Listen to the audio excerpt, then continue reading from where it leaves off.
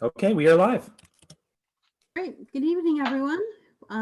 Let's go ahead and call the meeting to order. Eli, can we have roll call for attendance? Yes. Trustee Ackman. Trustee Green. Here. Yep. Trustee Kleinman.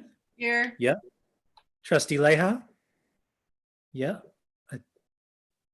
Jim, you're still there? All right. Trustee Moore. Yep. Trustee Song. Yep. Trustee Vanderbrook. Okay. Great. Thank you. Can I get a motion to approve the agenda, please? Molly, and who's seconding? No, second the motion. Oh, sorry. Okay, we'll have Corinne second the motion then. Any discussion? No. Okay, Eli, can we have a roll call? Right. Trustee Ackman. Yes. Trustee Green. Yes. Trustee Kleinman. Yes. Trustee Leha. Did we lose Jim? Do not know what we are voting on. I'm sorry. We're Well, the approving the agenda. The consent agenda? No. Eli, approve- can we have a roll call? Trustee Ackman. Yes. Trustee Green. Yes. Somebody needs to put on headphones. Trustee Leha. Yes. Okay. Trustee Moore. Yes. Trustee Song. Yes. Trustee Vanderbrook. Yes. Okay. Passes. Thank you. Can I get a motion to approve the consent agenda? I move to approve the consent agenda. Thank you, Dharma. Second, Molly. Second. Okay, any discussion on the consent agenda? Okay. Eli, can we have another roll call vote, please? Yep. Trustee Ackman. Oh, Yes. Sorry. okay. Trustee Green. Yes. Trustee Kleinman. Yes. Trustee Leha. Yes. Trustee Moore. Yes. Trustee Song. Yes. Trustee Vanderbrook. I saw her step away. Trustee Vanderbrook, approval of the consent agenda. Yes. Okay. I'm gonna have to run in and out occasionally. This is a puppy Oh, who just peed on the floor. Oh. We've had her for about 48 hours. So Oh my God. I'm carrying you in my ears. So if I disappear suddenly, she peed on the floor again. Anyway, carrying on. Thanks, Jeremy. Okay, moving on to citizens' comments. Eli, do we have any citizens' comments? And can you, as always, remind folks how they can participate? So you can make a citizen's comment either by leaving a comment on the YouTube stream, by emailing us at ask@aadl.org, or by calling 734-327-4245, which is my desk, and you can leave a voicemail there, which we can play during the meeting. I have received one comment. Let me read that for you now. Okay, citizen's comment. Good evening. My name is Glenn Modell, and I'm a 45-year employee of the Ann Arbor District Library, which I think is a record for this organization. I have decided to retire at the end of September, so this is a farewell to the good people of the Ann Arbor Library District. Most of you do not know me. I've spent the greater part of my career in the back rooms, mostly in the IT department. It has been my privilege to participate in the installation of all 4 library automation systems in 1986, 1992, 2005, and finally our new open source system in 2018. It's been fun, it's been stressful, and I have enjoyed it. I'm especially gratified to see the changes the library has undergone in recent years. I have come to believe that the public library is one of the most civilized and civilizing social institutions ever devised, and I feel fortunate to have spent my career working at the Ann Arbor District Library. Finally, this organization for me has been a continual source of great and enduring friendships. There's something about library people. We become friends for life. It has happened more than once. I'm sorry to be leaving, but there comes a time when older folks need to step aside and let the younger ones carry on. When I first began at the AADL, I was 25, and now I'm 70. It is time to go. So to the people of the Ann Arbor Library District, I will say this: farewell and thank you. It's been good. That's wonderful. Thank you, Eli. And thank you, Glenn. I'm sure we'll Thank find. you, Glenn. Yeah. Sorry, Lynn. Well, I'm sure, Josie, we'll find a way to recognize. well, you have a resolution this evening. So okay, we'll have to fight over reading the resolution then. Thank you. Any other comments? Nope, that's the only one I've received. Okay, great. Moving on to financial reports. Josie, Yep. please. Thank you. So the financial reports are for the 2 months ending August 31st, 2020. And you will see your tax receipts on page 18. Your fund balance activity is in the first 2 months of a 12-month period. We're on track and is what we in the way we normally are. I would like to point out, and the Finance Committee met this past month with both the investment bankers from Old National as well as Bank of Ann Arbor. And I just want to point out to you that the fund balance amount, 4.9 million of that fund balance is in investments. So the liquidity is the balance of that. So I think it's, I don't think we've ever really talked about it quite that way. While you have access to those investment accounts, it takes longer if you needed it, but you do, the library does have several million in ready cash in the fund balance. That's not counting the checking account and the money that we have that we run operationally within the operational budget. So I just wanted to point out that distinction to you as we move through the year. The page 19, the revenue and expenditures and the revenue over under. And so the actual cash receipts, and I'm looking at a piece of paper, so I'm sorry, I can't do it without doing that, are 60.78% of the budget, whereas the actual cash expended is 16.31% of the budget. And this is the summer tax revenue is coming in. Summer tax has been collected or being collected, and they're coming in pretty much on track. And it wasn't clear whether they would or not because of the elimination of the late penalties for payment that was put into place throughout the county, but they are.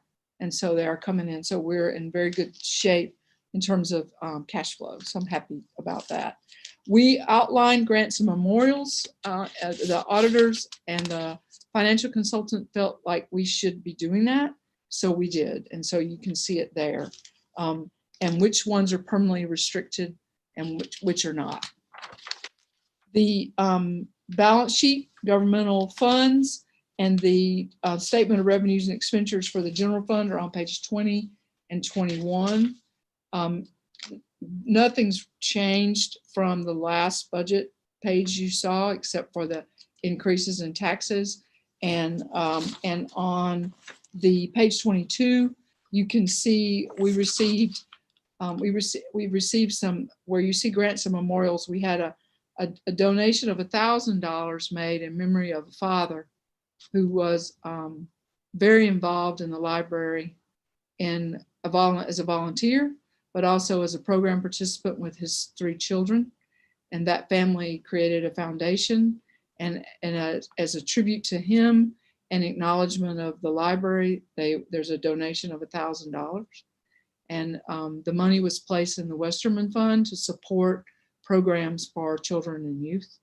And then there was another gift, and I'm going to tell you about this one because I find it so moving. I had a person call me and tell me that in 2013, that person was addicted to heroin and stole from the library in order to sell something to fund their habit. And now they're recovered and in recovery and wanted to make restitution. And the amount stolen was significant amount of money, value. And my response to this individual was to say, I don't expect you at this point, because we've written that off a long time ago, to pay back the full amount because it's a significant amount of money. Pay us what you can comfortably pay. And so by that afternoon, we had a donation from this person of $500, which is a significant amount of money. And so I wanted you to hear that, because that to me is, we don't always know when things work out for people. We don't always know. And in this particular case, we do. And I wanted to share that with you. So, and that's part of my financial report. So if there are any questions about the financials, I'm happy to answer them. Or if the Finance Committee has anything it wants to say regarding meetings that you've had.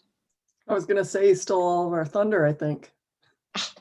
It's okay, there's not a ton to say. You say what you need to say. Say what you need to say. Should I go ahead and That's go? it. Oh, go ahead.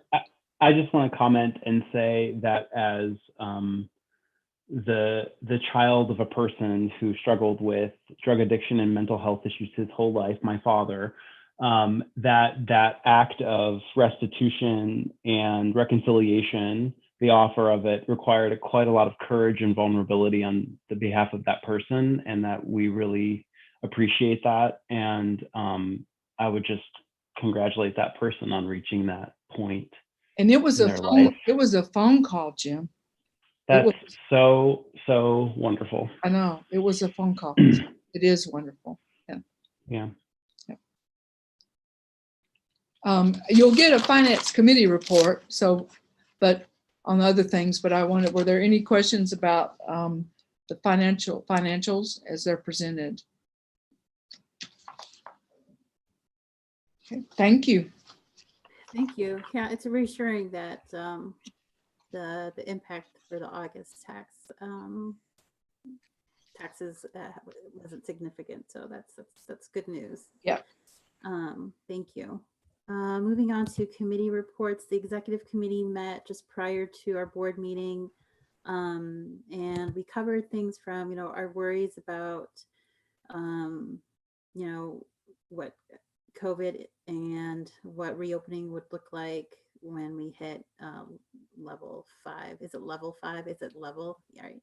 According to the governor's plans, and knowing that would be might be quite a ways, and just trying to figure out, we were just trying to talk out about what the potential scenarios would be and how that works out, changes week by week with plans for the month, right? Mhm. So thankful for staff for being on your toes, paying attention to all sorts of information as it changes.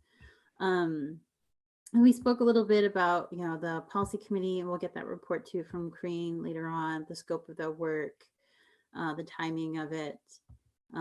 We had planned for, I think, a January deadline, but knowing that might change. So we'll see how that goes. What else? Did I miss anything else that we covered in executive?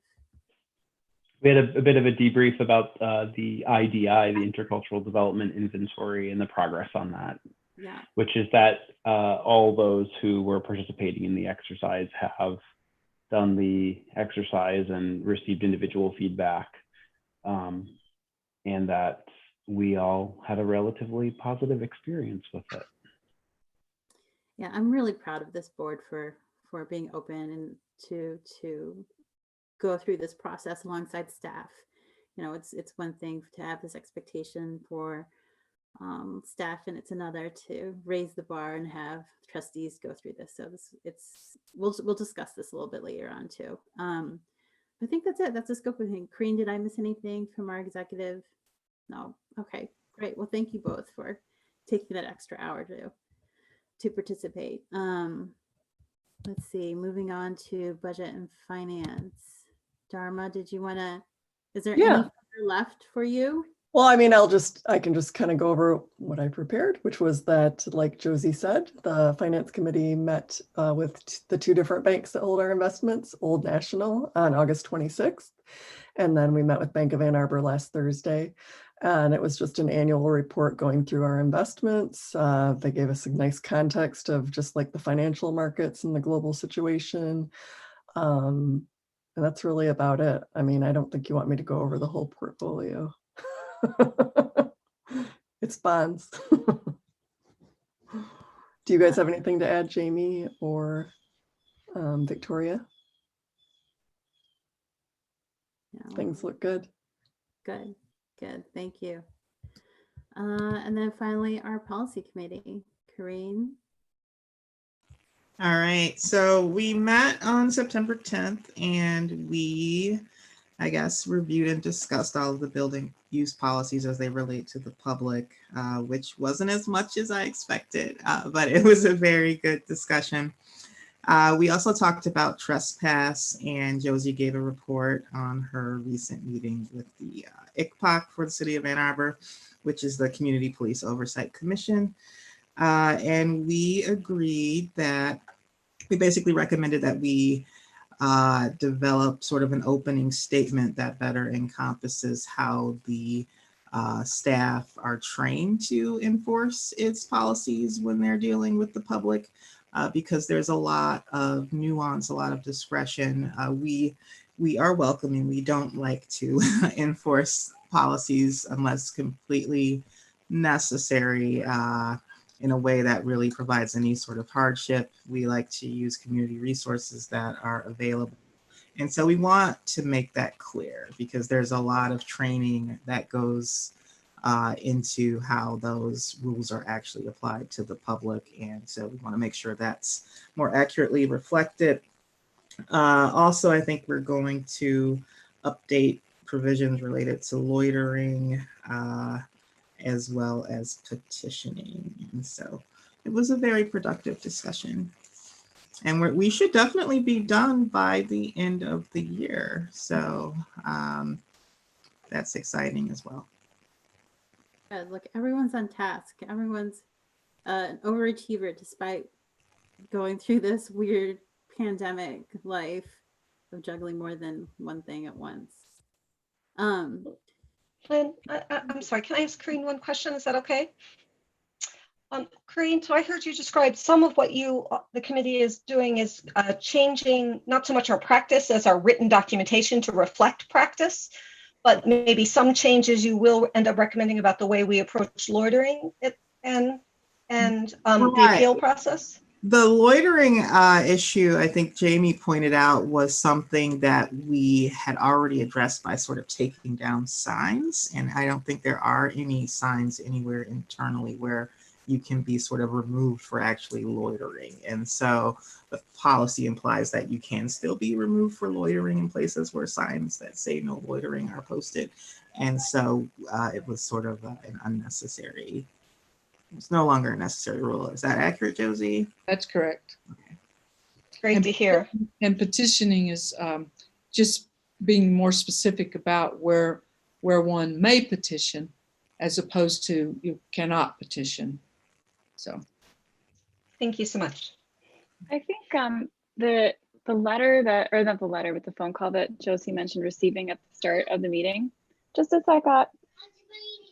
My meeting is good, thank you. Is a good example of how the difference between what might be like a written policy somewhere, like I don't know what our policies would say about, you know, a debt of that sort, and like the statute of limitations. Like I'm not bringing it up for that reason, but it's more just that, like, you know, clearly Josie like sets the tone for the values of the organization, and that like we're an open-hearted, warm, like forgiving place.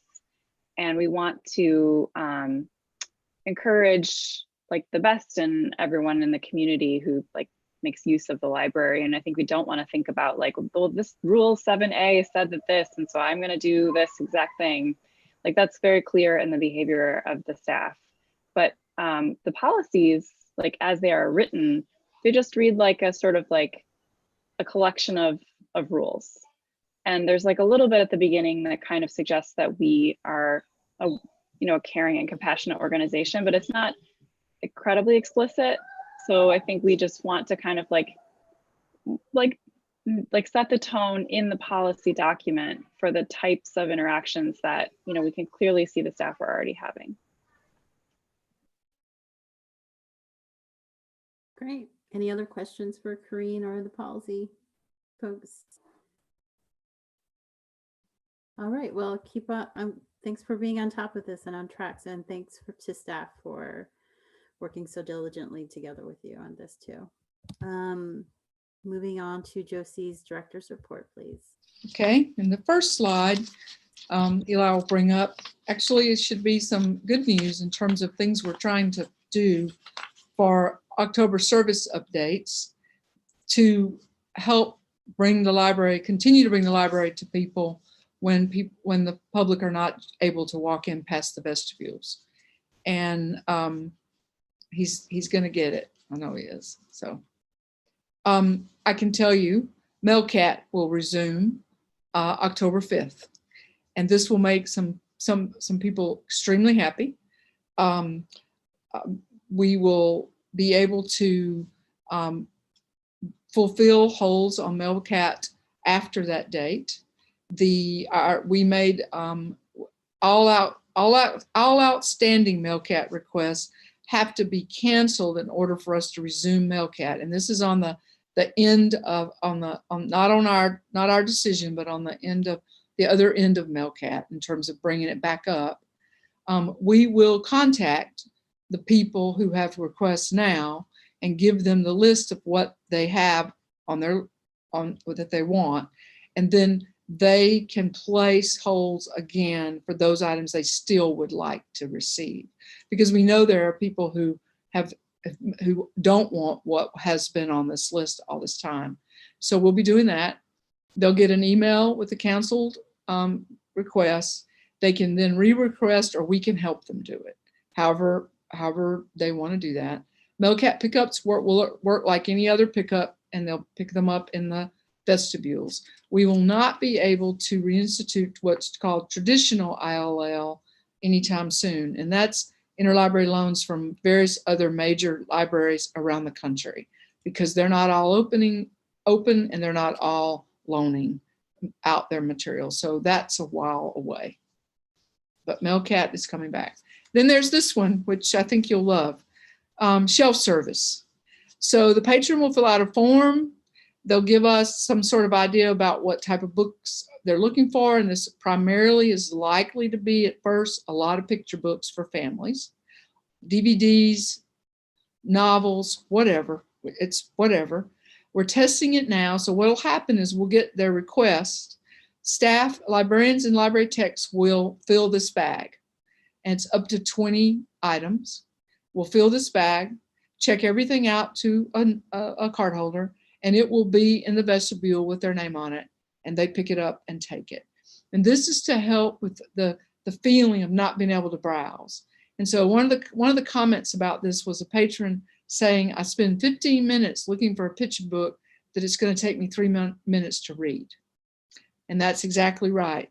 So we know that a lot of our picture books people see them on the shelves as part of browsing and take them. So we started this because of that comment, although it's not limited to picture books. I don't want anybody to think that.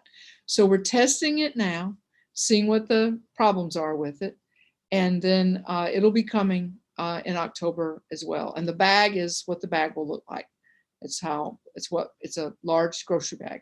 It's what you'll see, and it'll be clamped, stapled shut with the name on it. So also, we're improving our printing service. A new form will allow patrons to send in their own job, to print their own jobs and upload what they're wanting us to print. And right now we print up to 30 pages a week at no charge. Orders are ready by the next week. And so then their printing material is in an envelope. Their printed material is in an envelope, also in the vestibule. So we're improving our process to make this more reflective of what people are asking us for. Art prints are now moving. You may now request an art print and receive it in the vestibule. And so people are really happy about that. Tools will start slowly in October. We're going to start with the small items first.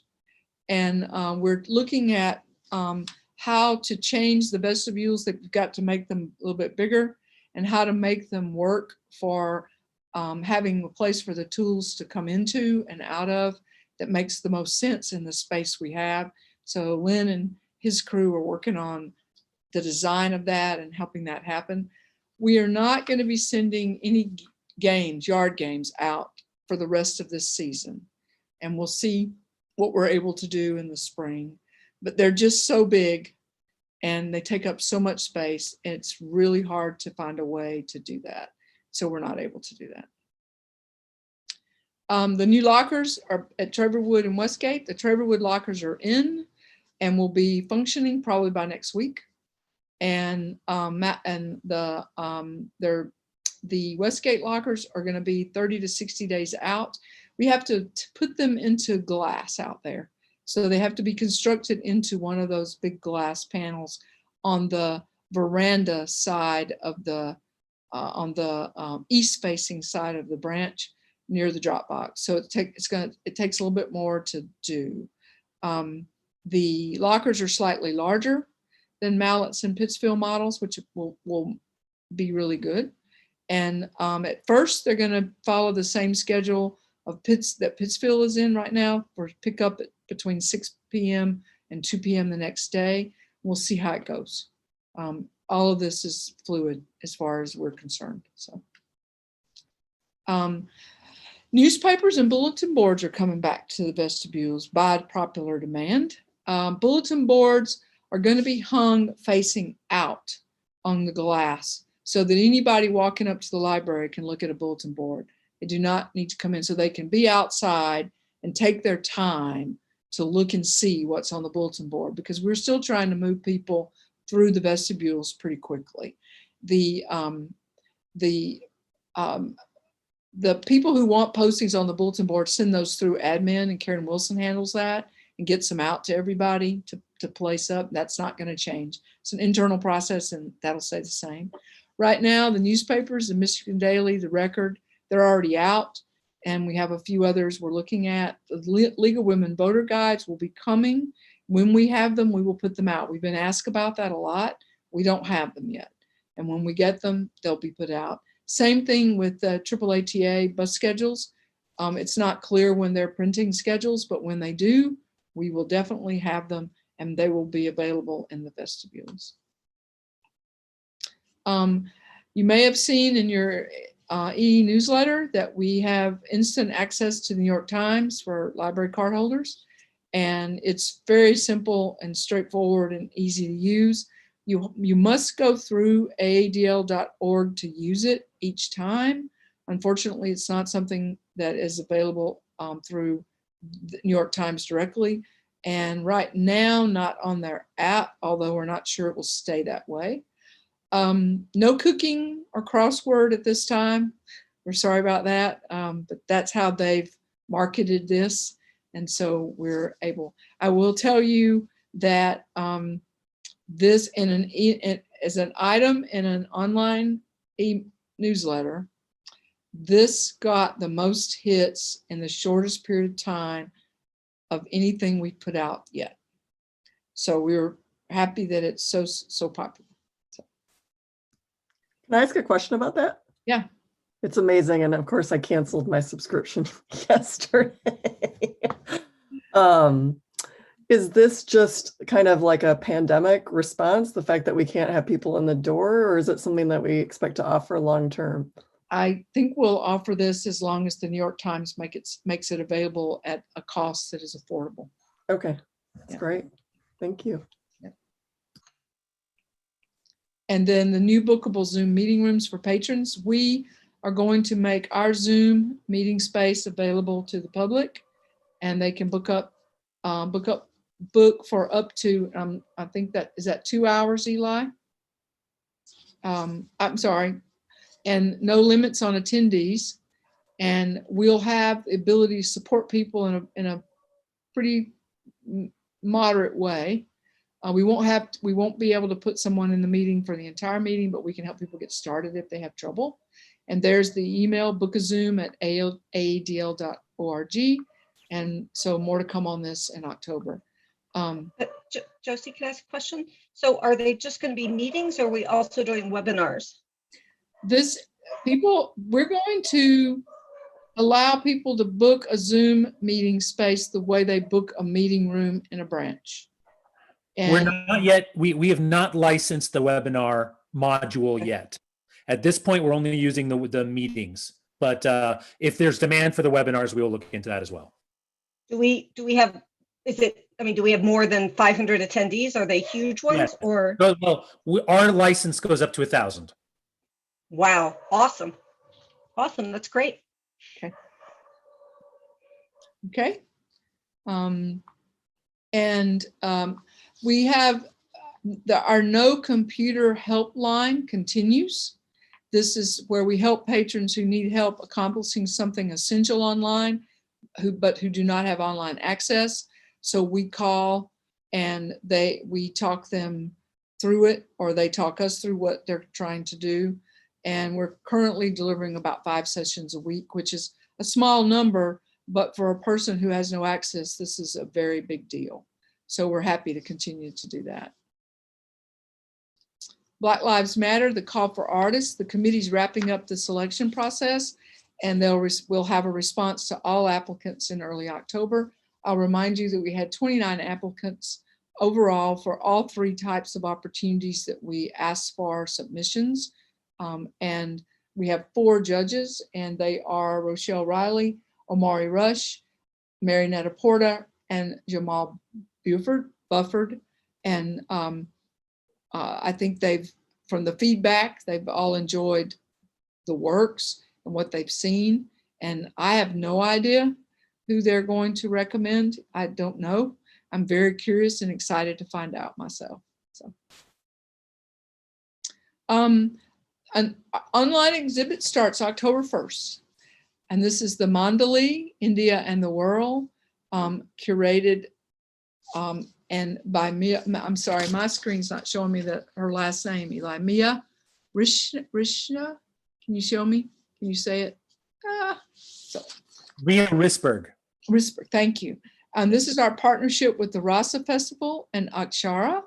And we're pretty excited to see how this online exhibit goes. So hopefully this will be a good experience for everyone who's looking for the exhibit experience from the AADL that we usually provide in person so well. So great partnership. Visions 2020 is going to happen, but it's going to happen online. Wednesday, October 7th, the online presentations begin at 9 in the morning. There's a live Q&A with Ingrid Ricks at 1. You will remember and recall that the last time we did this in the building downtown was a record attendance for this event. And so while we're very sorry that this was usually in May, we pushed it to the fall, hoping we'd be open. Obviously, we aren't, so we're not going to cancel it completely. So we're doing it this way. And so we're very happy to be able to do that. And I want to call out the outreach department for all their hard work in making this happen. Black Lives Matter discussion series, September 22nd, Bud Not Buddy by Christopher Paul Curtis. Many of you probably remember reading this. This is a book, what we call a J book for older elementary middle school students by Christopher Paul Curtis, who is a Michigan native and author. September 24th and October 8th, A Seat at the Table by Solange. September 28th and October 1st, Stamped from the Beginning by Ibram Kendi. And October 6th, The Fire Next Time by James Baldwin. And these are staff-led, and they're Zooms, and there's no limit on how many people can be involved. Oh, the GT season launches and September 26th for all those folks who want to do games and the video game tournaments that we've had for a long time. It's all going to be online, and there will eventually be a championship bracket. And that is as much as I know about that. I always leave that up to the folks who know far more about it than I do, other than I loved walking in the NPR, and it was jam-packed with people focused on their consoles and what they were doing, and they're trying to beat each other from across the room, but they don't look at each other. I found that just so interesting. And so that hasn't changed. And now they're not even going to have to be in the same room. So magically this will occur, and Eli will tell me when the championship bracket is and how I can watch it. And I will pretend that I know what I'm looking at. So, and be happy that everyone else is so happy. The Summer Game Shop We will be packaging our summer game prizes in the downtown library. Packing begins in late September, early October. We will start the prize pickups beginning in October. People will book their time and a space of time for their prize pickups. We're going to do this with staff. Normally this is volunteers, but we are not bringing volunteers back in the library. So we have booked time slots for staff to help do this. And we're doing this in a spaced out way so that we don't have multiple people in that space at one time. So it's taken longer, but it is happening. And we wanted to make sure the public knows that it's happening. And tomorrow evening, Elaine Weiss will be talking online from the library in a recorded presentation about the Woman's Hour, her book about the right to vote in America. And this is a partnership event with the League of Women Voters. Their Liberty Awakes online exhibit celebrating 100 years of the 19th Amendment is on their website.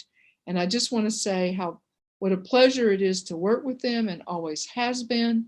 And also that the League of Women Voters is 100 years old this year. Their organization began shortly after the 19th Amendment was ratified, when the legislature in Nashville voted to ratify. And so the League has had women from Ann Arbor involved all that time.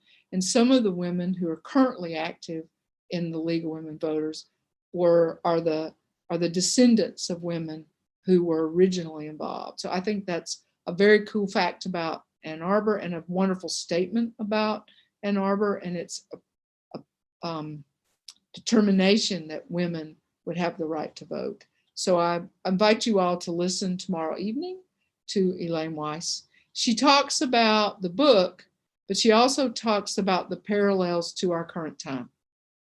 And in the book, and I'm going to use my time here a little bit, she makes it very clear that the civil rights movement and the right to vote, the suffrage movement, were parallel movements and often had members overlapping, and worked with each other and supported each other. And she talks about today in terms of the work that's occurred 100 years ago and where we are today. So I think it will be a very interesting and timely conversation. And our social media responses, this is one that's just so great. This person talks about how virtual story time gives the family remnants of their old patterns of behavior, their old life. And I think the library is providing that to people, and it gives us all comfort where right now there seems to be so much unknown. So this is a little fellow contenting himself with his thumb and all his creatures watching Christopher Becker do story time. And it says it all. Another one is someone who had picked up their first hole. Kay Maureen picked up her first hole with contactless pickup, and how much she appreciated it, and the people on the screen, and how simple and straightforward it was. I will say how much we appreciate Kay's letting us know how she feels and the way she did, but we're getting this type of comment a lot about contactless pickup. And here's one that we all took heart from last week from Michigan Radio staff person about ADL and how we're providing library service at this point in time to the community. Thank you very much, Laura Weber Davis. That's my director's report. If anyone has a question, I'm happy to do my best to answer. Thank you, Eli.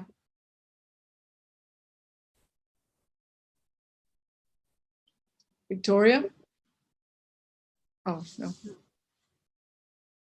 Well, Josie, I sent my daughter into Traverwood to do to drop off bags of material that we've held on for way too long. I was a little worried that the staff would be worried because they were a bit too heavy for her, but I sent her in anyways without me, and she really liked it. She said the lady on the screen was really nice, directed her to where to drop off the material, and then one else is in the lobby, and it was easy. So she's Good. 10 years old. So Good. I hope that's a testament to how easy it is to understand and how welcoming the experience was. That's good to hear. Glad to know. Yeah. Josie, I just wanted to say, I think it's fantastic the way that you're fully embracing what people need right now, like New York Times and Zoom for getting together with people. I mean, in an environment in which people have to share different things, you are really thinking creatively about what people need from you. And I think it's awesome. And the shelf service is so cute, and I will totally make use of it. I'm sure my husband is one of those people who's spending 15 minutes to find a picture book. Plenty of people. I like the idea of like a little bag of surprises. I think it's like Yeah, me that, happenstance experience. I think that's really creative too. We had a staff meeting today, on a Zoom staff meeting. We had 172 people in staff meeting. And one of the things we talk about is how everyone here can bring an idea up. Everyone here can bring an idea forward. So all of what you're seeing are the ideas of different people that we can make happen, and then how we make them happen, and what they're hearing across the screen in the vestibule, what they're hearing outside and from their friends, what we're getting in our constant social media feeds. So it's a group effort. We're all in, and all ideas are good. And so we're, as Shalanya told people today, pitch it, pitch it. If you thought of something and you think it might be good and work, pitch it. And then we push it, through the process until we come up with a list of things that we can offer in October. But when we can offer an open door in the same way that people are used to. So thank you all. Thank you very much. So. Josie, how are staff doing with, that's a lot of people to have in a Zoom meeting. Do we don't have the physical space if we were open to have had that many people to meet together. Well, we would do it when we weren't open, and like staff day, and we do it in the Lobitorium, and so we do it. Yes. But on staff day, we wouldn't have 172 people there. That we had 172 people today is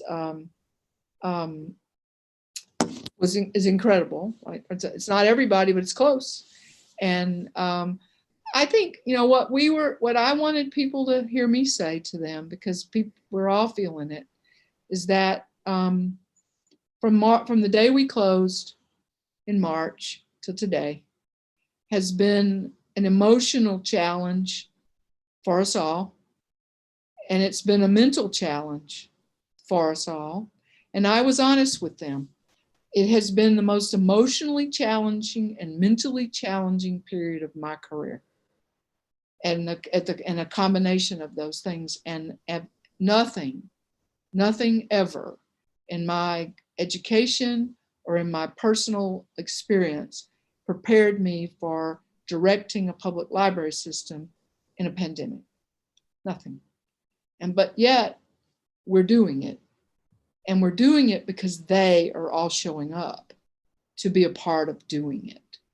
And trying to help people understand the role they're playing. It feels so fractured right now. It's hard to know that you're actually contributing, that you're doing good work, because it doesn't look like the work we've always done. So the measures are not there. Our internal ones and our external ones. So it feels it's a little loose and ambiguous and scary. And so what I wanted to do is just reassure everybody, I'm in that same boat. I'm with you. Feels the same way for me. And yet they keep coming up with these amazing ideas and then helping to implement them. They keep showing up on vestibule monitors from their homes in the most professional way you could possibly do it. They're coming in every day and pulling material, loading the shelves out front, bringing things back, helping implement. I mean, you should see the workroom downtown is packed with art prints.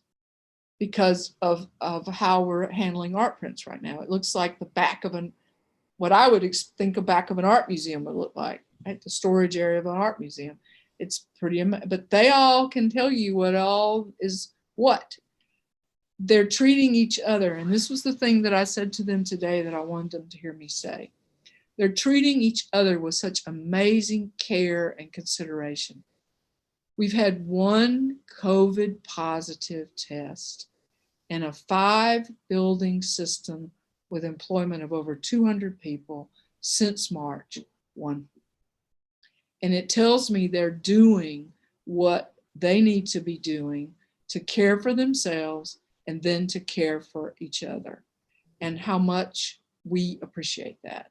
So Lynn, you sort of opened it up for me. This was, it was our day to look at each other. That's the other thing. What Zoom lets you do is see all these people who you don't see. I haven't been to any branches in 2 months because I do not want to insert myself into a team's isolation as a team. So I'm not able to see them. I went to Traverwood one day this week because of circumstances. There were only 2 people in there. One of them was Lynn, and I went to look at the project out there. But otherwise, I haven't been in any of them. So we all feel separated in this weird way, and yet we're in this work together. So I imagine that they would all tell you that they feel that way, and yet they're glad to have the work at the library and that it is the library work. I think that's what you would hear. So I hope that's what you would hear. Well, thank you. Earlier in all this, we worried about having enough PPE, and that conversation has changed. It keeps changing, and I'm just in that. We can also talk about mental health support and making sure the staff who have kids who are juggling all balls in the air at the same time, and give them that flexibility. That's fantastic. I'm really glad that we can support that. Great. Any other questions for Josie and the director's report? No? Okay, great. Thank you so much, Josie. You're welcome. Moving on to Len on an update on the construction projects.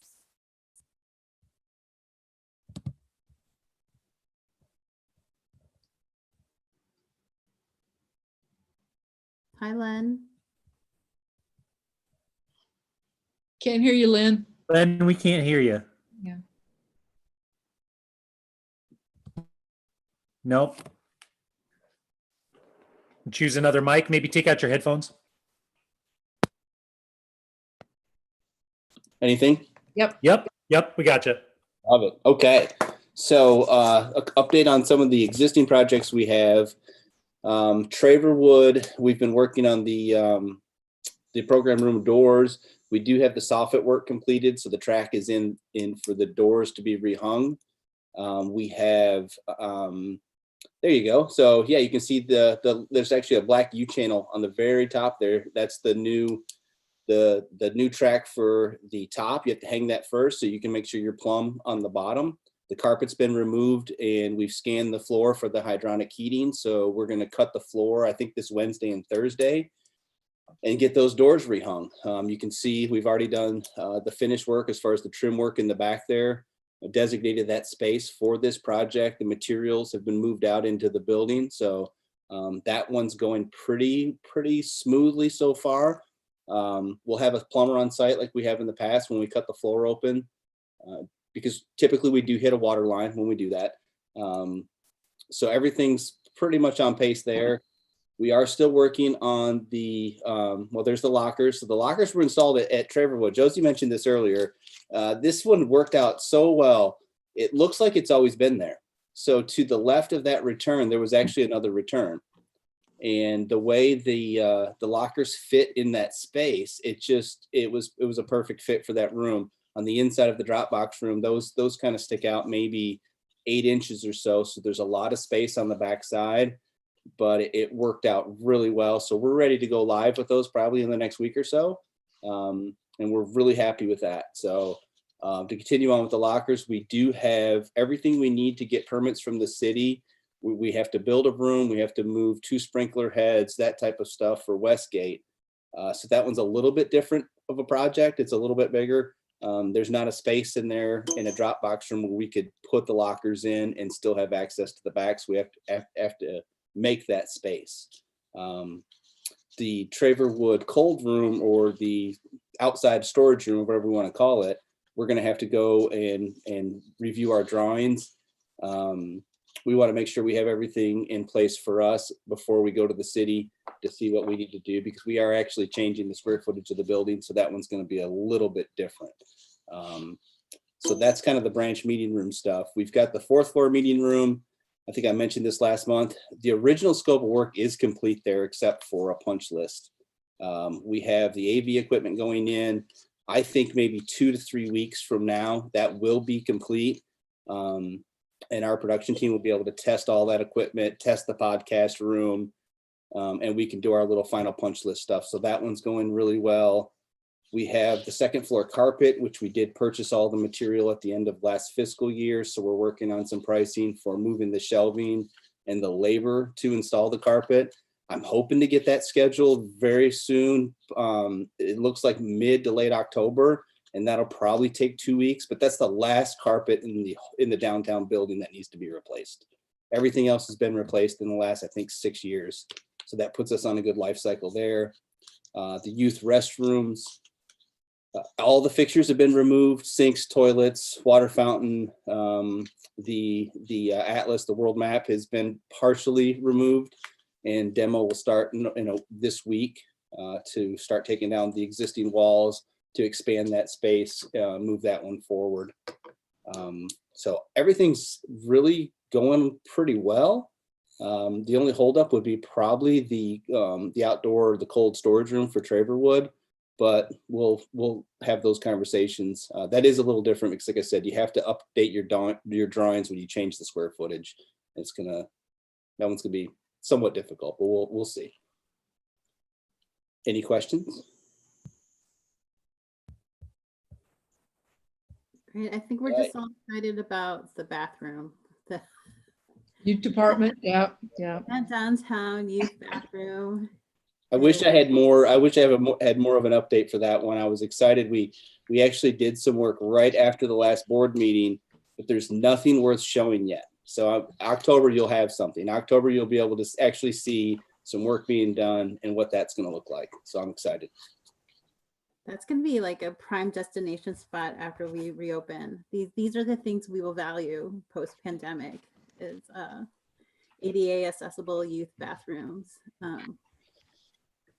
Yeah, that's part.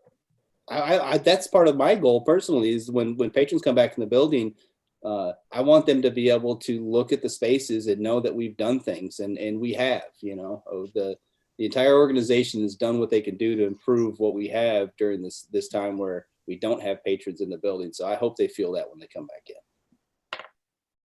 Great, thank you, Len. Any questions for Len? Exciting. Thank you, Len. All right, moving on to our Black Lives Matter discussion. Oh, one more. We have the update on the generator project. Yeah, that's right. Yeah, we have A and B for this. So for the old business for construction, we feel it's very wise to break this into 2 pieces. So we're breaking the generators out as a separate discussion tonight. We have all the bids back, but we want to start a conversation before we ask for a resolution, let you guys know where we are. Like I said, we do have all the bids back. It came back a little over budget. I know why we did, because some of the enclosure and the site work that's needed. So wanted to start that discussion, and the slide up right now is Mallett's Creek. So you can see where this rectangle generator would sit. That actually ties into our existing dumpster enclosure. And what we asked, perfect. So what we asked was, if we do this, we want it to look like they were there from the beginning. And you can see in these slides, it actually mirrors the block that's there for the dumpster enclosure. And the height of that enclosure where the generator would go does knock the sound down for our neighbors there, our residential neighbors behind us. That increased the cost for Mallett's Creek quite a bit to do that. to make sure our neighbors were going to be able to sleep at night if this thing's running for a week on end.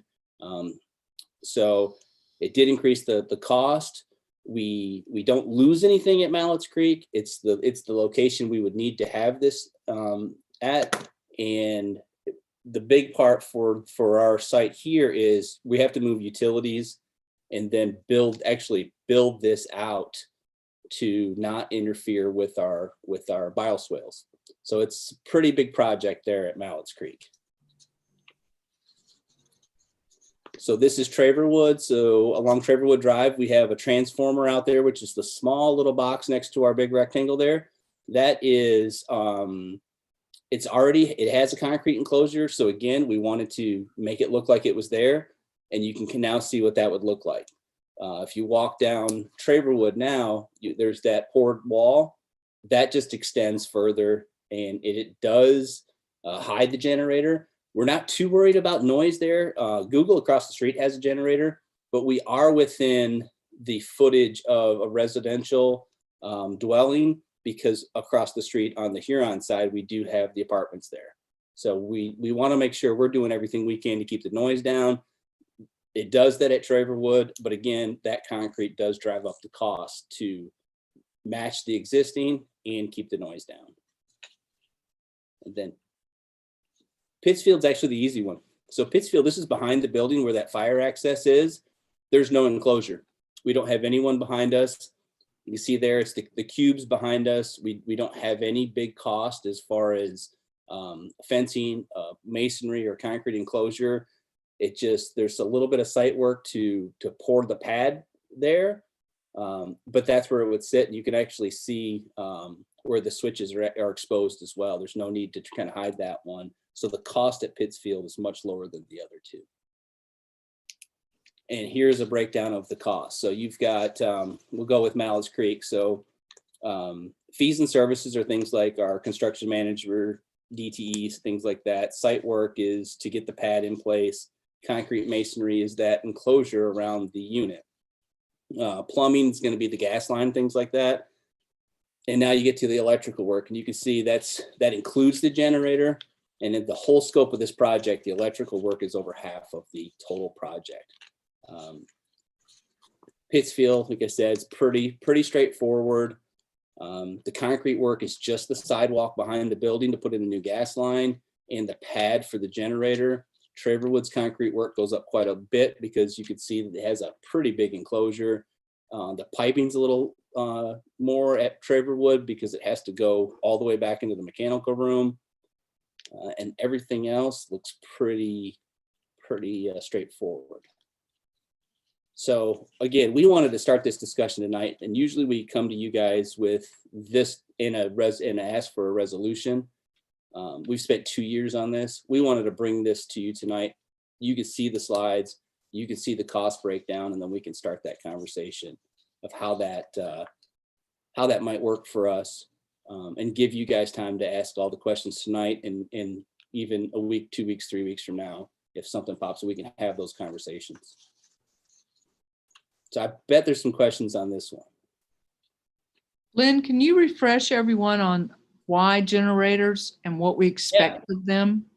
So Mallett's Creek, when I came to work here, Mallett's Creek was the big thing. We were already working on a project to put a generator at Mallett's Creek, and it really is in this little weird spot in town. We drop power all the time, and it's not even that we drop power. I think, and I've said this before, I think we get dirty power, where you get 3 feeds of power into a commercial building. And if those 3 feeds aren't consistent, your systems are trying to fire and do different things, and it actually burns up equipment, especially HVA pumps and compressors, things like that. So we wanted to do this not only to stay open for the patrons, but to protect our buildings. As we got into this project, we addressed our battery backups, all those types of things. And if we really want to serve our patrons in a place like Mallett's Creek to start with, we would love to have this, because it happens all the time. Even if it's a brownout, we don't lose total power. Our building might have lights, but it doesn't have computers. Our buildings will have this or not that. And if it happens in the winter, and we're relying on the battery backups. We can't have parking lot lights, so that brings in safety. So when we really tackled this project the last couple years, it was to bring them on to, or basically we would be a beacon on the hill. If a neighborhood loses power, you can come to our branch, charge your devices, get warm, get cool, do all of those things, because right now it's pretty inconsistent. Since I've been here, Traverwood and Pittsfield have kind of had some of the same little glitches. Pittsfield, since some of the construction out on Scioto Church, we've dropped power there in the last 2 years more than we did in the first 3 years that I was here. It just never happened. And now with new construction, it happens all the time. So our goal is to be basically, there's two types of generators as far as the code goes. You can have just a regular backup generator, which starts, I think, in 90 seconds or something like that. And then there's what we would have, and that would be basically what a hospital has. It's life safety. It would start up immediately, and we don't lose power. We don't lose service. No one even knows that it happened. We just continue on as usual.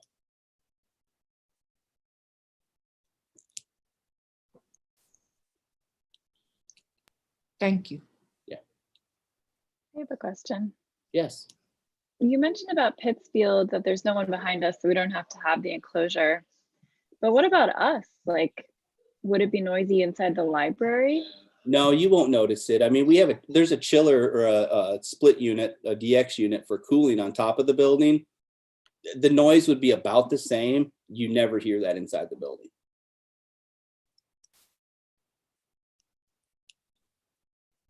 So Glenn, without this would, and we know that, you know, without this, we'd be facing more loss of equipment over the years, right?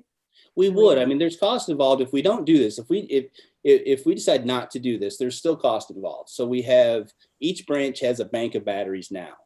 And to replace those batteries, which has been done, is about $12,000 per branch. And then there's an annual service agreement with that. It's about $7,000 per year per branch.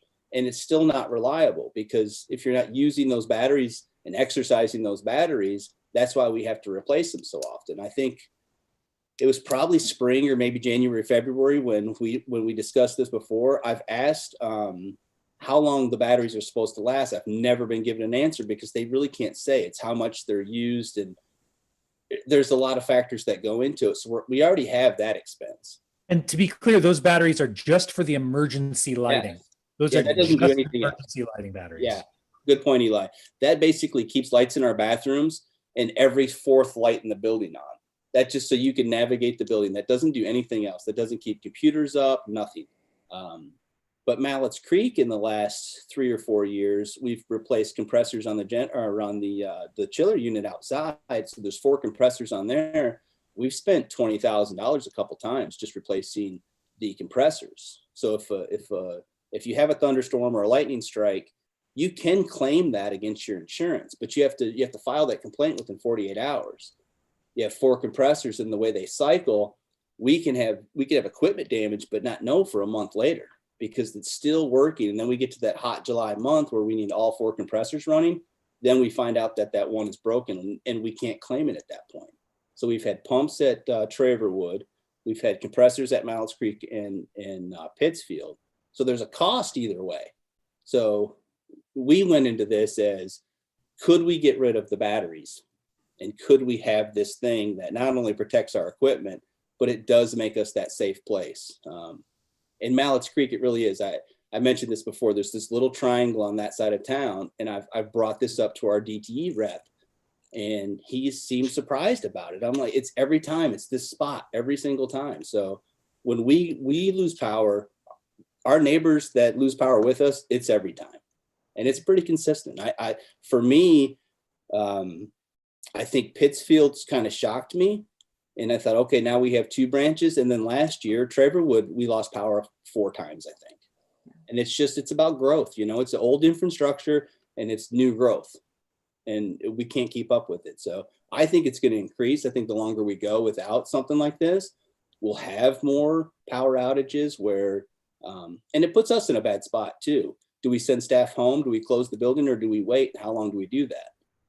You know, if it's the middle of summer, that's not that hard to do because we have light. But if it's in, January, we have to talk about vacating the building pretty quick because those batteries just, they're not going to last. So if we lose power at 5 o'clock in January, we may be talking about closing the building and sending staff home within 30 or 45 minutes because we'll lose the batteries that quickly.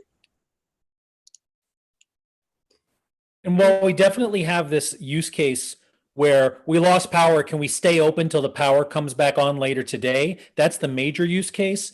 Where this really pays off is when the entire region is without power for a week. Yeah. Or something like that, in which case this is a critical infrastructure for the community because these buildings are able to hold a large number of people. Yeah, 2013, we had that huge ice storm in December. There's always something coming. So it's a nice feature to say that we're serving the public and the patrons the best we can. What drove me on this path really was to see the cost because in my previous work history, we didn't have battery backups in these watt stopper systems. And when I came here, I thought, wow, that's amazing. And then I saw the cost of it. It's like, there's a 5 to 10 year buyback or basically payback on what we're already spending now. And we actually get to stay open. Whereas today we're spending that money. We don't get to stay open. I have a question about the power. You mentioned the maybe the power, like you mentioned dirty power. So this doesn't address that problem, right? It's only if the power is actually out, or would it help us if it would? Like, could you explain that a little bit more? Yeah, basically the unit could tell that was happening, and the unit would kick on in those cases. So, and it is, like I said, I'm not the expert on this. I know it's a little bit different. Our Traverwood branch actually has a Square D readout, which gives you a digital readout of what the feed is. And all three should be pretty close. So if you go into Traverwood and you look at the readout, it's usually like a 500, a 486, and a 482. That's the feed coming in. But I've seen it before where you have the 500, the 486, and then like a 150. That's the time that you're going to burn. A compressor needs all that power. So it's trying to fire, it's trying to cycle. It can't, but it's going to keep trying to because there's just enough to tell that it should fire. To whereas that generator could come on and say, you know what, there's not enough power. I need to come on. I need to help the system.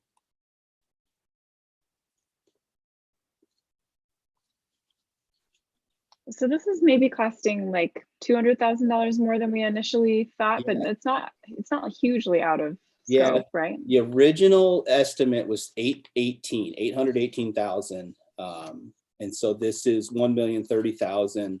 And it really is about, the dumpster enclosure for Mallett's Creek alone was $39,000. We've looked at all of the bids, but there was a concrete bid for Traverwood that, it was obviously the high bid, but I saw it, I was like, whoa. So we went with obviously the low bid there, but there's your cost increase. It was site work, it was the enclosures, and a little bit of piping. There's extra money there because we don't have the numbers from DTE yet for running the new service. But I asked them for a number per site. They gave us that number and we added just a little bit just in case. So there's probably some savings there. And of course, if we don't get into contingency, it could come, in the end, it could be closer to that 818 number. But because of the enclosures, this is that safe number.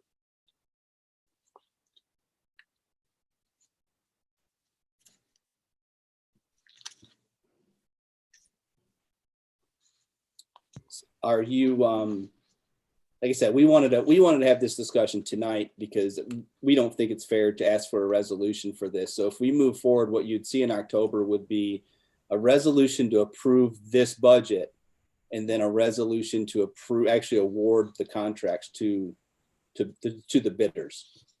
That's what I'd like to bring to you in October. But definitely wanted to start that conversation now.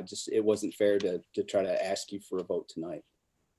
And how long would the work take once the contract? This late in the year, a lot of this would actually go through into the spring. Traverwood, I talked to a couple contractors.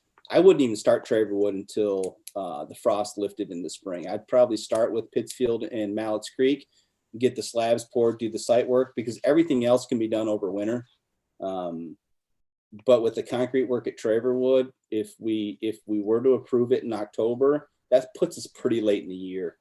And we don't want to rush this. Again, we've been waiting on this and working on this project for quite a while now. There's no reason to rush it. So I think we could do at least one, maybe two branches over the winter if the slabs were poured and the conduit was put in, and we were able to get with DTE and get the site work done, and then save Traverwood with a lot of that concrete work until the spring. So 6 months in just an ideal time. If you started this in April, you could be done in 6 months. Probably a little bit longer with this one because we're going to pick and choose our dates.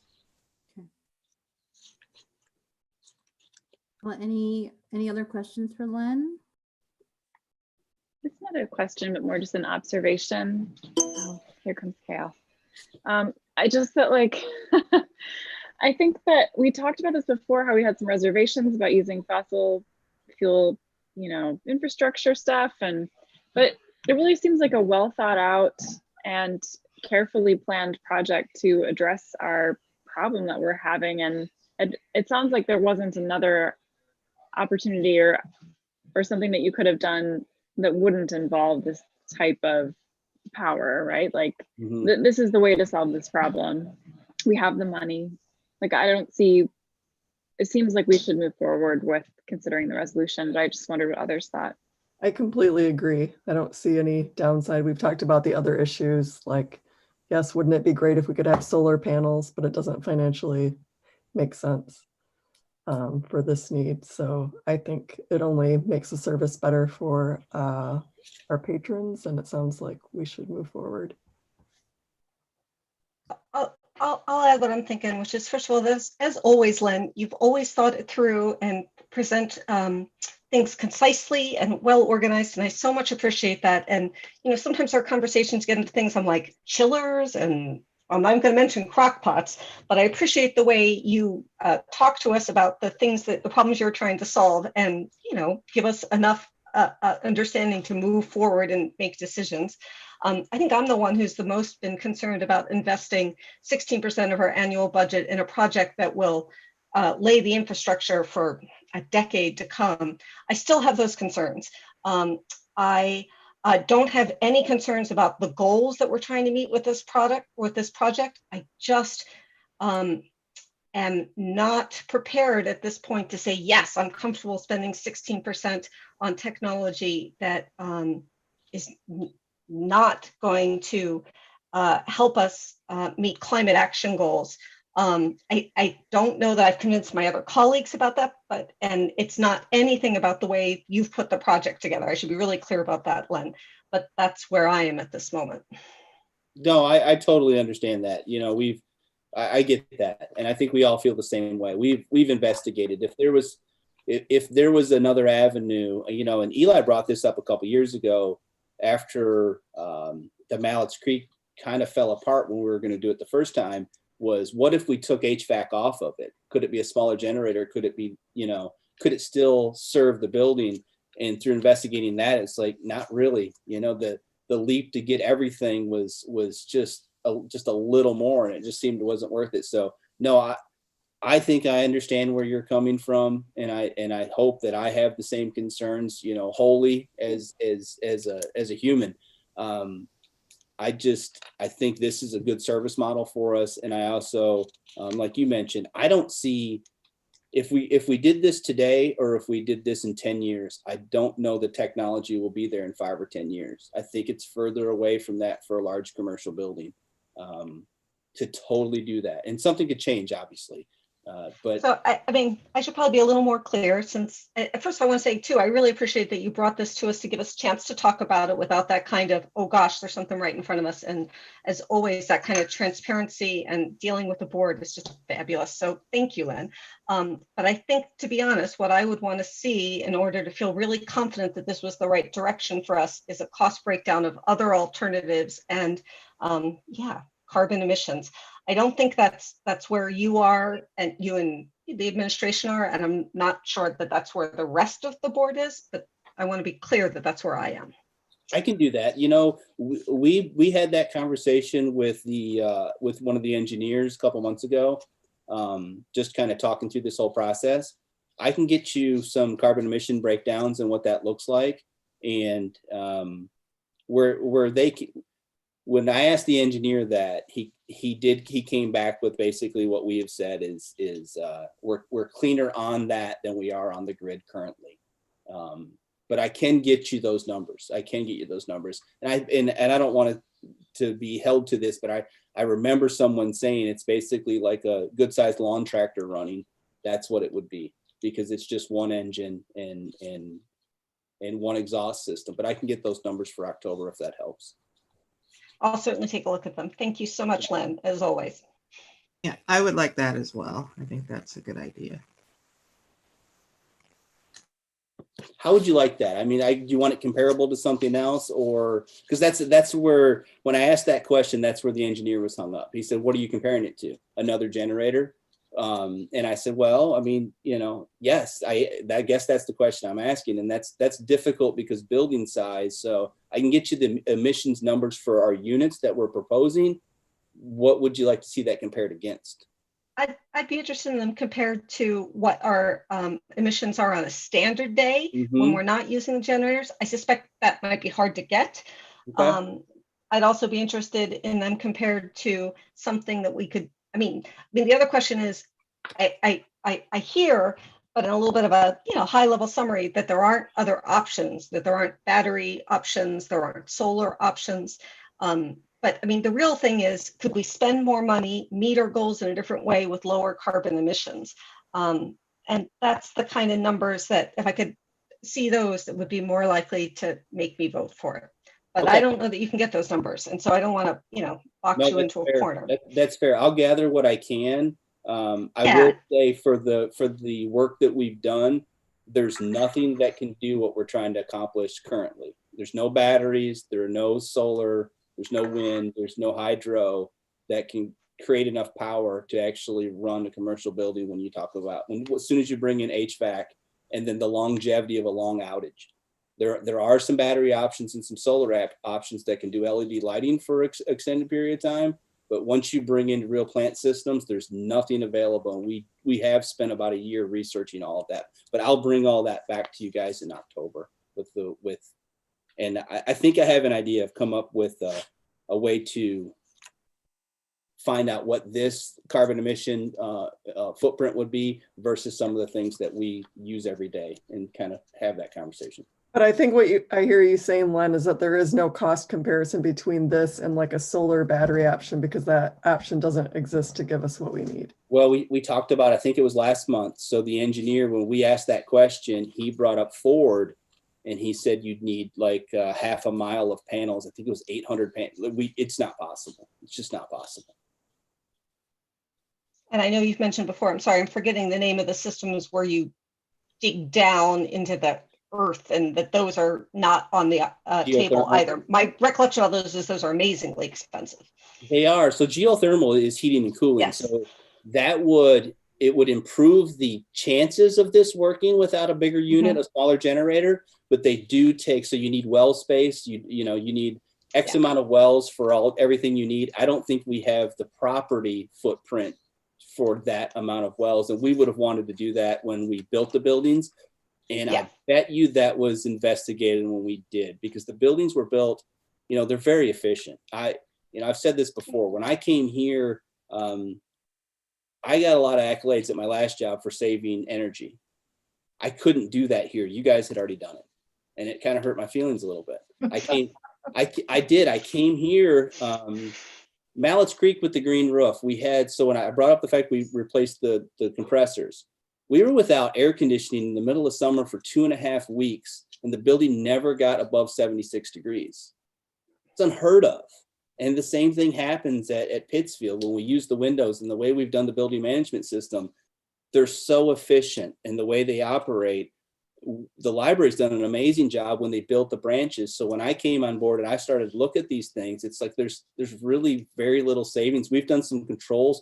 We did update our controls, so we had more input on what we wanted to do, and we have saved money. I mean, Pittsfield, we've cut the gas consumption by about 1/3 since we had that. And I think that would have been spring of 17. So we've done our part to keep the consumption down, but there's really nothing out there. And I think the library, if they could have done geothermal, I think the library would have done it at the time the branches were built. Well, and I hear your point. It would reduce our need for electricity if it were possible, but it's not going to generate electricity when the grid is down anyway, because that's not what the systems do. No, they're great systems, but it takes a lot of footprint to get them in place. Thank you, Lynn, for volunteering to get some more data for us. No problem. Thank you. Any more questions? I just have a comment. I mean, I appreciate if, that this is helping us prepare for more extreme climate change, right? And knowing how the community really relies on our branches. And once we do resume regular library activity, I mean, I've used the library when our power goes out, and I'm on the northeast side. So, and, for kids to get online, to get to, for folks to submit their work, to call, to check to see when the power will come back up. It's essential. So I'm glad that this is the work that's basically planning out our building use for the, the next, 5 years or so at least, right? Is that what we're thinking, that the generators would be at least? No, a commercial generator, like the system that we've put in place, should really last us until that time that DTE comes off fossil fuels and it's natural gas. Their number's 2050 to come off of coal. It would take us really close to that date. Okay. Great. Well, thank you, Len. We'll look forward to that resolution next month then, and then any information you can provide. So to trustees, that'd be welcomed and appreciated. Thanks. Yep. You guys have a great night. You too. All right. Now moving on to Black Lives Matter. So as a reminder, we had resolved to have this as an ongoing discussion. And I don't know, this is probably a good time to talk about our IDI work, I think. So for folks who are following at home and are unfamiliar with IDI, this is the Intercultural Development Inventory. And this is an assessment that trustees had committed to participating in, that staff had already done last year and did again this year. Is that right, Josie? We did unconscious bias training. For the whole staff. The IDI assessment was for management and supervisory staff only. Okay. And all trustees had completed their assessments last week. So, I guess what I'm looking for is a little bit of feedback if everyone thinks this is helping us get to where we want to be in committing to social justice work and having productive conversations around Black Lives Matter. Any thoughts?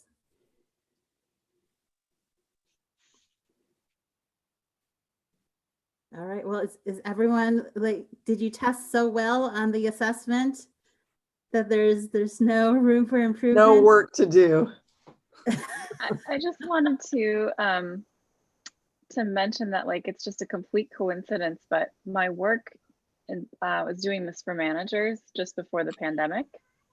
So I ended up having the opportunity to take the assessment in February and then just now. And it was super interesting to take it with some months in between, then have the pandemic and Black Lives Matter protests and everything that has changed in the world in the last few months. And then get to I think the ideal thing is not taking the assessment, but getting to have an hour-long personal conversation with someone about kind of where you're at. And I think that's, I think it's very generous that the library provided that to us as well as to the staff. And I feel lucky to have gotten to participate in it and grateful to do it with the staff. I think one thing that I appreciated about the way the conversation was structured was that the goal really was to give me a to-do list. And I'm assuming that was to some extent true for everyone, that regardless of where you scored on the assessment, you had work to do afterwards. And I really appreciated how concrete that was. And It made me think about things that I have not, I mean, you know, pandemic, but it's like, oh, what can I be doing even in this context to do these recommended steps? And I thought that was really valuable.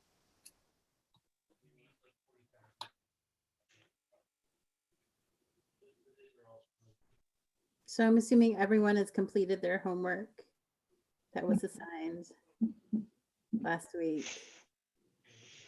I think the intention is that we know that this is very personal work, right? And that will extend beyond the homework that's assigned to us.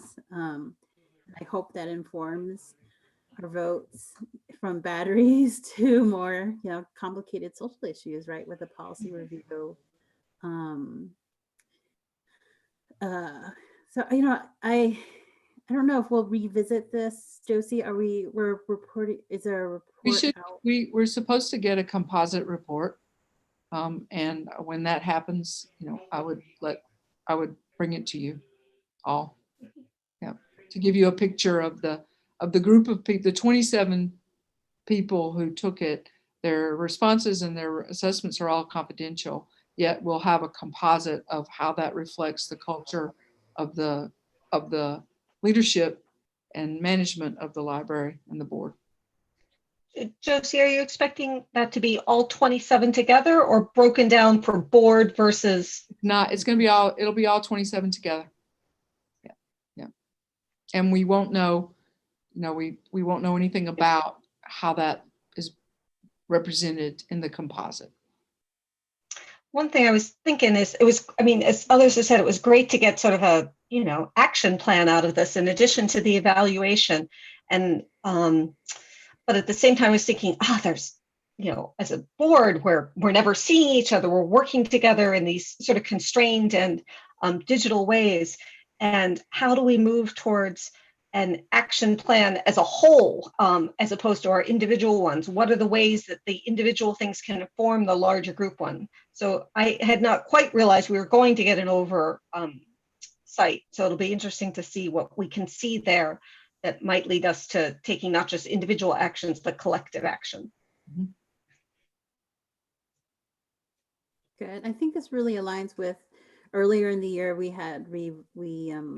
did an overview and introduced a new strategic plan, and we had talked about this before the protests. So I'm glad that this is all, we're trying to connect the dots as best as we can, and hopefully this will inform our future conversations. Any feedback on the IDA process or? No. I thought it was smooth, but Jamie, is the one you did in February, was it in person? And was it different to do it virtually versus in person? No, I think it would have been in person, but like I took a test in February, and I mean, my heart just breaks for the person who planned it, for my colleagues, because it was like supposed to be every manager in the library, the university library, would take it, have their assessment, and then launch into this like series of kind of carrying out the homework together. And then the pandemic happened, and like all of that follow-up stuff had to be like reworked, and they've all had other things to focus on. So my conversation didn't happen. I took the test in February, but I didn't have my conversation until like, I think July or August. So it's quite recent. So, you know, I don't know how it would have been carried out. But Corinne, you've taken it before, right? I have done this twice. I guess the individual IDIs twice, the group IDIs. What's that? Oh, he's not talking to me. So I've done 2 group IDIs with my old employer, and it was like 150 plus people. I think we're about the same size.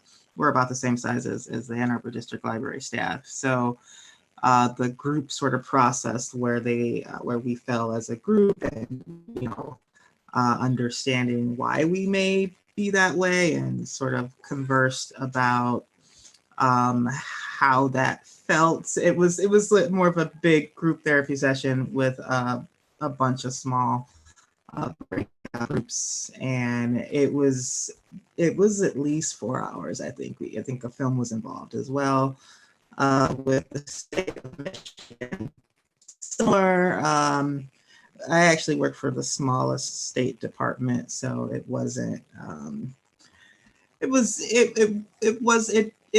went similarly. I definitely think it's interesting to see the group dynamics. I think our state department is definitely much more diverse than the group that my former employer was made up of, and a very large percentage minority. And so for us to sort of sit down and sort of talk through our group, like, and why it looked that way, and address where we were versus where we needed to be and what we needed to do to sort of probably more than a more homogenous, I think, groups. So I think that is definitely something that usually happens in person, and so that's unfortunate that we won't be able to do that. But at the same time, the goal here was just to get some perspective on why we might have different perspectives on how to improve policies and why we should think out of the box and be somewhat more critical thinkers, because we do have our own blind spots and we are at stages. And we kind of, in a sense, need to see where we want to be together. And, once we have that, that at least gives us, a goal. And so, once we get that group assessment, which it will give us sort of the same thing, where we want to be versus where we actually are as a group. It will give us even more guidance. And I think, like Victoria said, we will be able to actually make more concrete, action plans to figure out what if anything we need to do to get to where we need to be.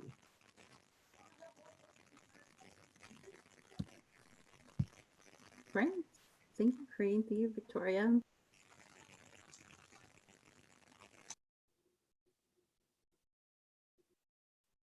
And Lynn, you just went on mute. Sorry. Thank you, everyone. Are there any remaining thoughts on this agenda item before we move on? Okay. I will do my homework. So let's update each other on this and keep track of each other and keep each other accountable too. All right, folks, thank you. Moving on to new business with Sarah from the collection development. Hi, can you hear me? Yes. Great. Okay.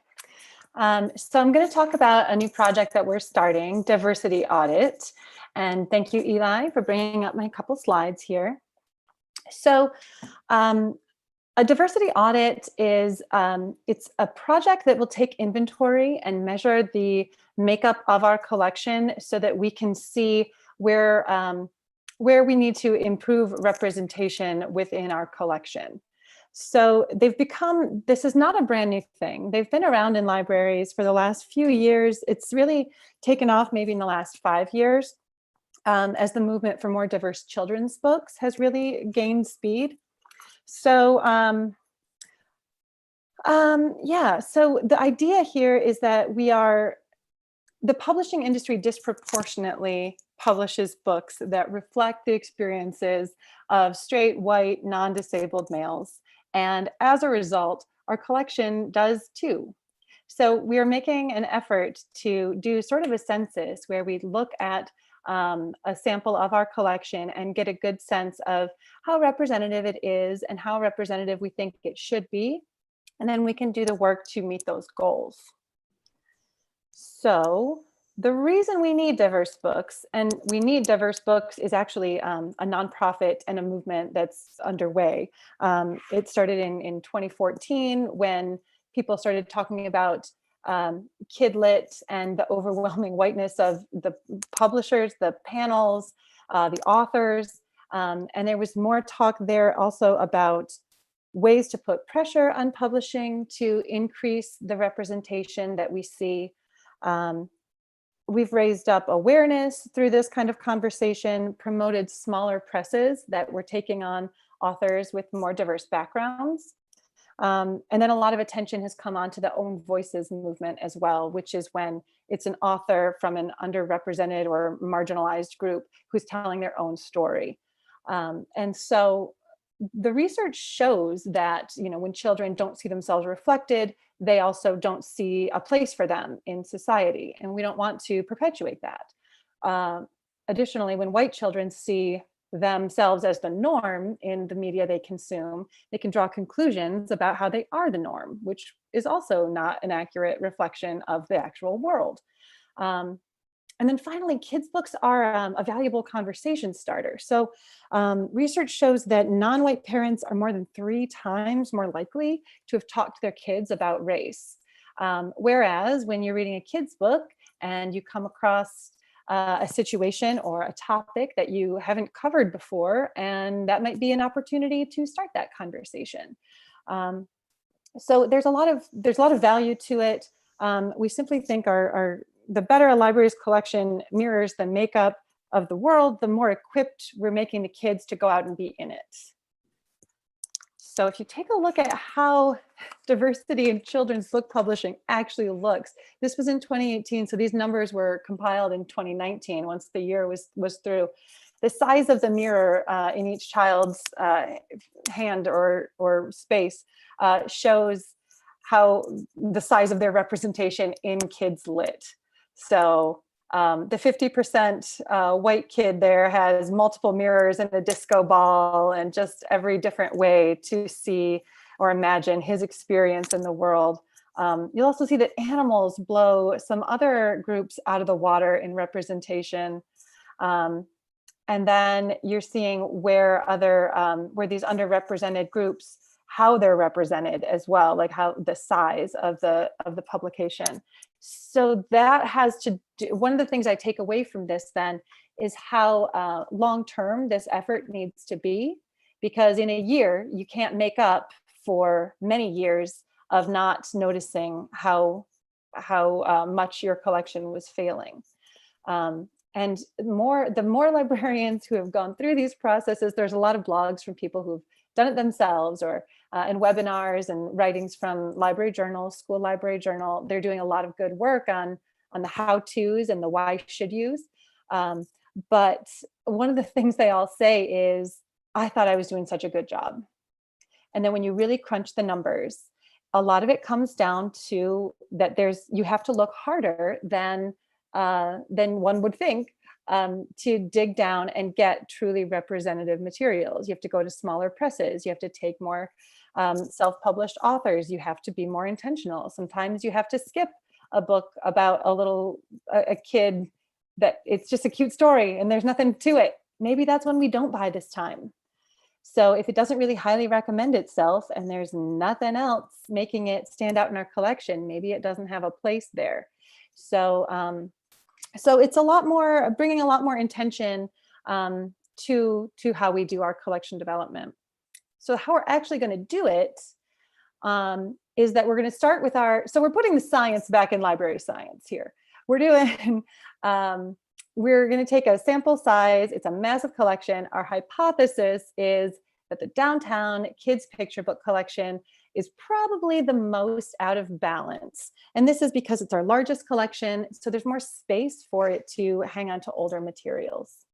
So we're gonna dig into it. We're gonna take looks at these books and open them up and take a census of how characters are represented and look at factors including race, ethnicity, gender identity, ability, disability, neurodiversity. And then we're also going to take a look at authors and their backgrounds and make sure that we have good ranges there. So, then, that's the end of that. So we're going to establish our representation goals, where we want our collection to be, and then we'll actually have the numbers to crunch to see where we are. And before we can improve, it seems like the right thing to do to take stock of where we are. And then we know in what ways we can improve. And we can put into place practices so that we're maintaining going forward and making sure maybe a percentage of each order is from our showing own voices or our putting forth underrepresented groups. And then we figure that so this will go through as well with selection, with things that we put out for display, with things that go into services like shelf service, making sure that a portion of what you're doing isn't like look through, just make sure that your selection represents a range of experiences.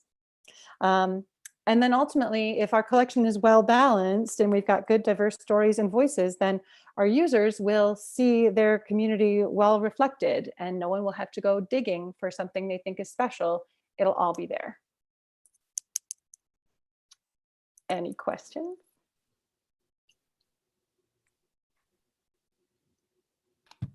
I'll go first. Hi, Sarah. It's good to see you again. Hi, Molly.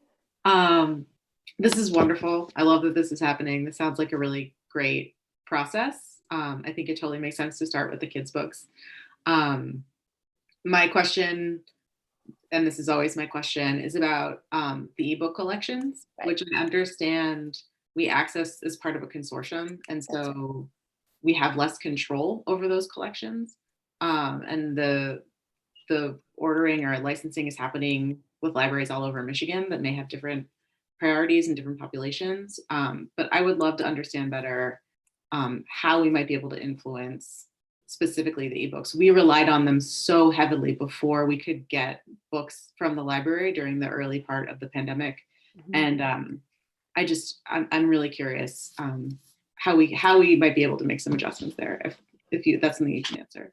Yeah, so as you noted, we're part of a consortium, and there is one library, it's the Capital Area District Library in Lansing, that handles the selection for the entire MCLS consortium. It's very generous of them because it's a huge job. It's a massive undertaking. And so were we to, so far that consortium has not split up, and it's since they've existed, they have not split up the selection duties. So I don't know that anyone's willing to give them up, but if you're asking to get involved, my understanding is we would have to say, we're willing to do this now for the next chunk of years. And I think it'd be a full-time job. It's big. So that's how you get more involved. It's the way the consortium has done it has sort of been all or nothing. And I've worked in other consortiums and I've sort of seen that it's simply it's a challenging job to divide up, especially by other libraries, and they are always juggling. Some people chase holds, some people do not. And so there's always some tension there. I do know and really respect the selector at Cattle who is doing this work, and I think they're doing a great job. They're further limited besides what just the publishing industry is putting out, but by what Overdrive has licensed, and then what is available for, well, in general, you're asking overall, but specifically in kids' books, there's already so much less in ebooks. So what our response has really been there is to try to find alternative sources.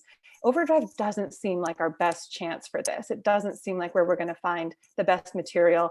And we already know that we don't love the licensing structure of one user at a time. Mm-hmm. So we've worked with Sleeping Bear Press and got their picture books, or lovely picture books, into the collection, and continue to look for opportunities that we can find small presses or content creators who are willing to license things at a much fairer rate, where we have long-term or even perpetual access to things that we deem high quality.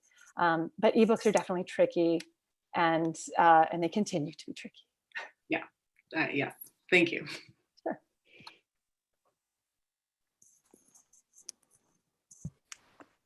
Sarah, do we do anything that's similar to like the Bechdel test? The Bechdel test? Yes. We don't, but that's interesting you say that, because I was discussing with the group that we're putting together the framework we're going to work within, and some of the different, boxes we're going to be checking. When you open a box and you're like, okay, the author is a female, check. The author, and like going through all the different things. So there's information about the author that is of value, and there's information about the main character that's of value. But as we were sort of like, how do you put this into practice? One of the questions was like, well, if there's a kid in a wheelchair in the background, is that disability representation? And so we talked about the Bechdel test as sort of to give us context for how about we only count this like secondary character if the wheelchair user happens to have a role in the story and they have lines or they interact with the main character or something. So rather than just like, oh, yep, I see a face back there, that's not going to count the way being part of the story counts, because that feels like fudging your numbers. And we're interested in an actual look at what we are doing and how that's the quality. So that's where we want to go from. So yeah, it's funny that you mentioned that. It definitely came to mind as well, to having it doesn't count, the role they play counts more. Yes, yes. And how well the story is told too. I mean, I think my youngest friend, her mother is an early education professor at Wayne State and explained the Bechdel test to the kids. They're all 5th grade girls. So they talk about it, but then they also say like, but sometimes we'll pass a test, but the story's not that great. So this is not a kind of conversation I had as a 5th grader, but I'm pleased to see that we're in a community that invites this kind of introspection. So thank you.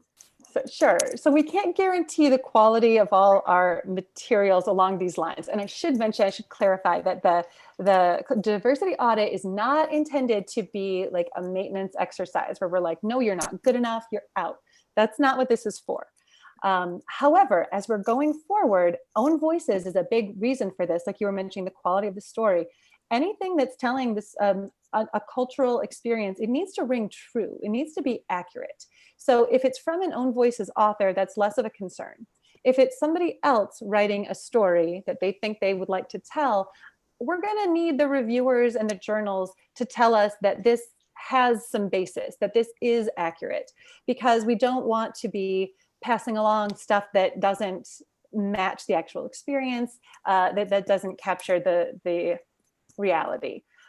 So quality is a big part of going forward, where we're being very intentional, looking at if it's not an own voices book and it's, let's say, a book on a religious ceremony or event, we're gonna want Kirkus to tell us why it was good enough to give a star to or something. We're gonna want some qualifications there.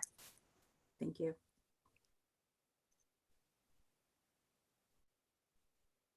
I thought there was one other question.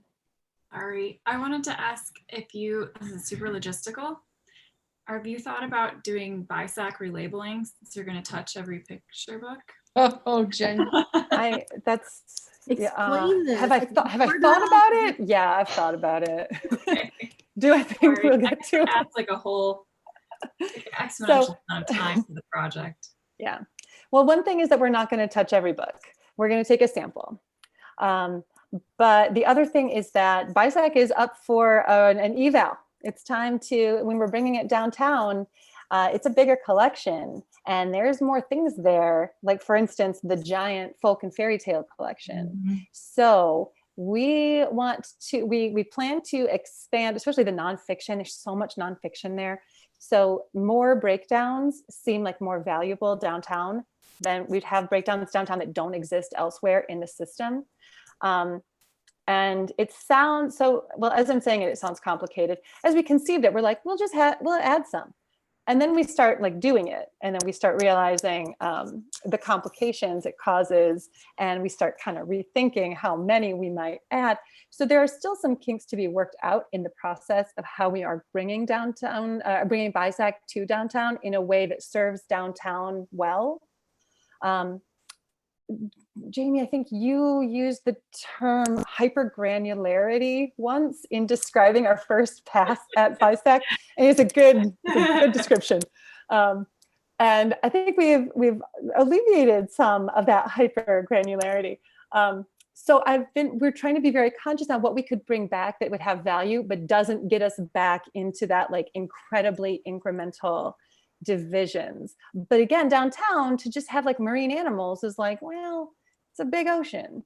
So so we're trying to strike that balance, and it's a little bit of a challenge. So I do not think that these projects will go in concert with one another, but we are also talking about inventory and have some tools that are going to make inventory a lot easier. So there are some hand in hands here, and possibly also some some markers we can put into catalog records going forward so that in a few more years, when we want to do another diversity audit and see if we are keeping up the way we think that we are, we should be able to call on those markers and do and have all that information to inform our data gathering as we go at that point. Okay, I didn't realize that that was the technical term. I've been just calling it the by subject area and whatever we did at Westgate. Categories is the official name. Categories. Because it is adapted from the BISAC system developed by the Book Industry Standards Group. But we made up a whole bunch of stuff and now it doesn't look like BISAC at all. So it's categories. Thank you. Anything else for Sarah? Gosh, this is like a super exciting meeting. This is really exciting work. Thank you. Yeah, I can't wait to hear more about it. Thanks, everyone. Bye, Sarah. Bye. Thanks, Sarah. Sarah, that was great. Okay. Moving on to a resolution of thanks to Glenn Modell on his retirement. Can I get a motion to introduce this resolution? So motioned. Corrine, a second.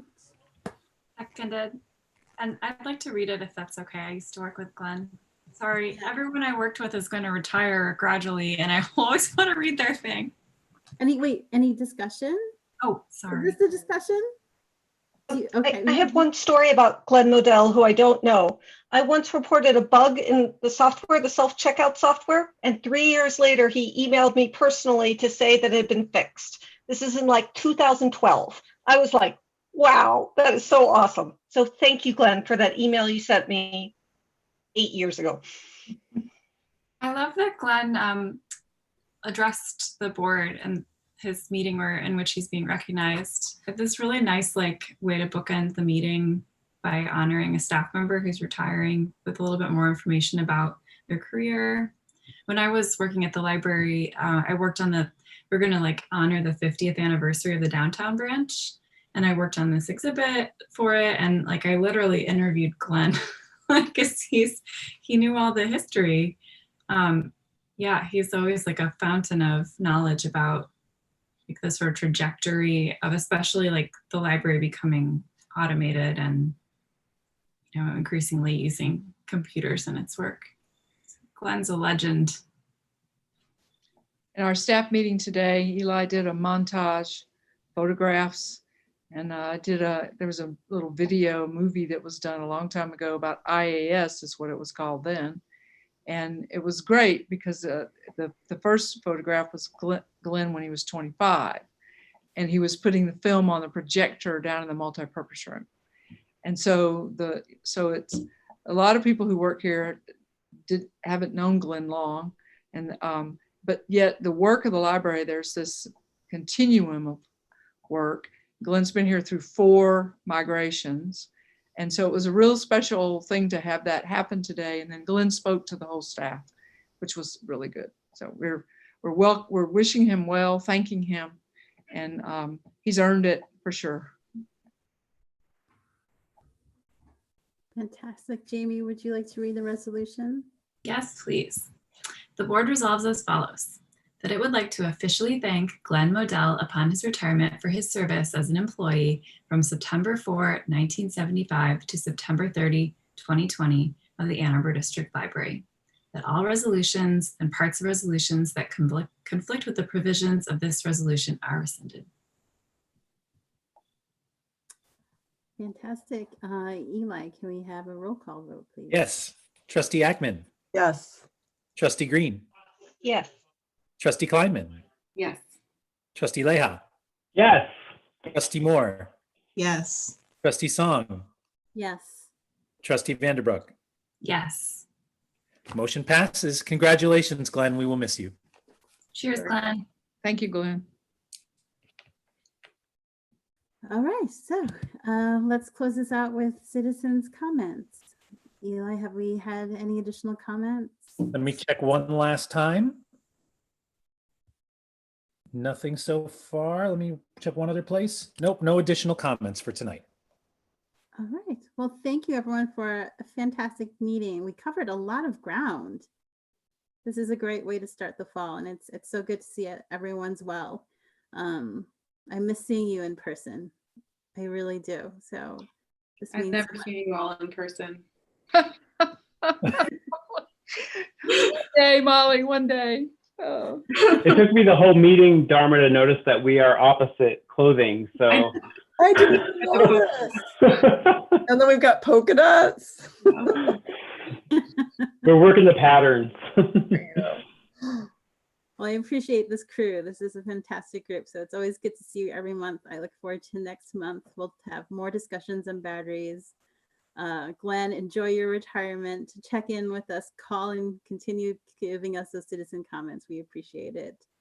So with that, I'll adjourn our meeting. Thank you so much. Have a good night, everyone. Good night. Good night, everyone. Good night. Thanks, everybody.